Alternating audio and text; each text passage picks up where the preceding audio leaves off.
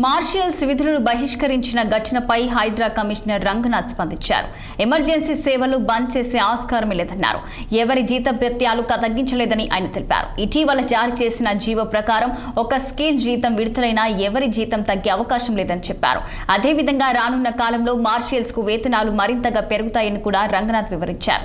సికింద్రాబాద్ హైడ్రా స్టేషన్లో మార్షల్స్ తో రంగనాథ్ చర్చలు జరిపారు. శాలరీస్ తగ్గిస్తూ జీవో విడుదలైన మాట వాస్తవమేనని కమిషనర్ రంగనాథ్ తెలిపారు. ఇతర రాష్ట్రాల పరిస్థితిని సమీక్షించి వాటి ఆధారంగా జీతాలు పెంచే దిశగా చర్చలు చేపడతామని స్పష్టం చేశారు. పెండింగ్ శాలరీస్ అకౌంట్లో వేస్తామని సిబ్బందికి హైడ్రా కమిషనర్ చెప్పారు. దీంతో సంతృప్తి వ్యక్తం చేసిన మార్షల్స్ యథావిధిగా విధులకు హాజరయ్యారు.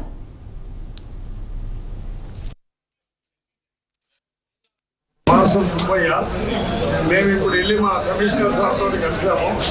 మేము ఏదైతే ఆశించి ఆయన్ని కలవడం జరిగిందో దానికి అనుకూలంగా ఆయన రిప్లై ఇచ్చారు.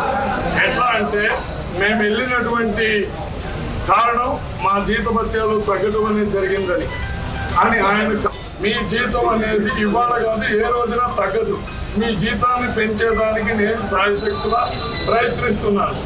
ఈ రోజు కూడా మీకు పడేటువంటి జీతం ఇంతకు ముందు ఏదైతే వస్తుందో అంతే వస్తుంది.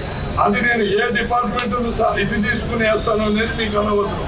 గవర్నమెంట్ సీఎంతో సహా దీనికి సహకరించే విధానంగాను ఇది చెప్పారు. అదే విధంగా మేము మీ పేమెంట్ అనేది ఎవరిది ఏమి తగ్గదు, తగ్గకుండానే క్రెడిట్ చేస్తాం. కానీ దీనికి ఉన్న విధిగాను పరిస్థితుల్లోనూ ఒక జీవో అనేది కొత్తగా తీసుకోవాలి. దానికి నాకు నెల పట్టవచ్చు, 2 నెలలు పట్టవచ్చు, 3 నెలలు పట్టవచ్చు. అంటే ఆయన చెప్పిన టైం ప్రకారంగా 2-3 మంత్స్లో పడితే మాకు సపరేట్గా జీవో అంటే హైడ్రా సిబ్బందికి సంబంధించి నేను తీసుకొస్తాను. నేను ఆల్రెడీ సీఎం సార్తో డిస్కస్ చేస్తున్నాం. ఆయన మనకి అనుకూలంగా ఉన్నారు. దీనిలో మీరు ఎవరు ఆందోళన చెందాల్సిన అవసరం లేదు. మీ జీతభత్యాల్లో ఎలాంటి ₹1 కూడా తగ్గదు అని ఈ మాట నేనంటలేదు, సీఎం గారు క్లియర్గాను చీఫ్ సెక్రటరీస్కి చెప్పడం జరిగింది అన్నారు.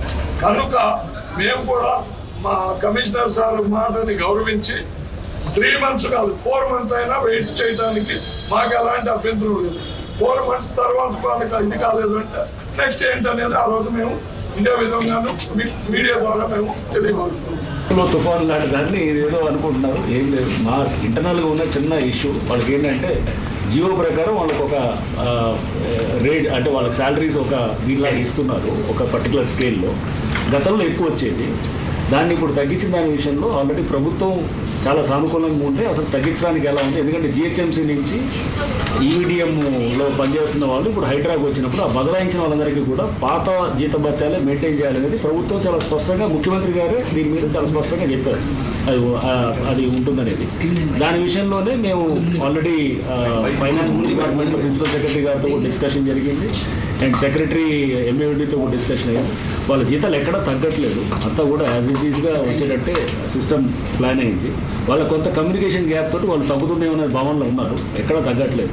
వాళ్ళు ఇంకా తగ్గటం కాదు. ఆంధ్రప్రదేశ్ ప్రజలకి కూటమి సర్కార్ గుడ్ న్యూస్ అందించింది.